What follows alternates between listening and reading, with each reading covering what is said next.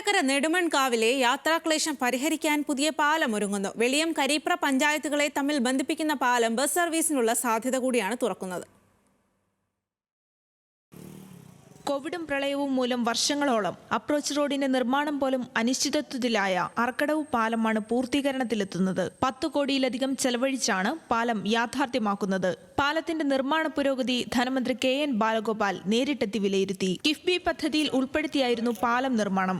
ആധുനിക രീതിയിൽ നിർമ്മിച്ച പാലത്തിൽ പ്രത്യേക ഫെൻസിംഗും കോൺക്രീറ്റ് മതിലുമുണ്ട്. പാലവും അനുബന്ധ റോഡും ബൈപ്പാസിന് സമാനമായി പ്രയോജനപ്പെടുത്തും. ജില്ലയുടെ കിഴക്കൻ മേഖലയെ മറ്റു പ്രദേശങ്ങളുമായി ബന്ധിപ്പിക്കുന്ന പ്രധാന കണ്ണിയായി അറക്കടവ് പാലം മാറുമെന്ന് മന്ത്രി KN ബാലഗോപാൽ അറിയിച്ചു. അനുബന്ധമായി ശാസ്താംകടവ്, കൽച്ചർ പാലങ്ങളുടെ നിർമ്മാണവും ആരംഭിക്കും. 1 വർഷത്തിനുള്ളിൽ നിർമ്മാണ പ്രവൃത്തികൾ പൂർത്തീകരിക്കുമെന്നും മന്ത്രി വ്യക്തമാക്കി. ന്യൂസ് മലയാളം, കൊല്ലം.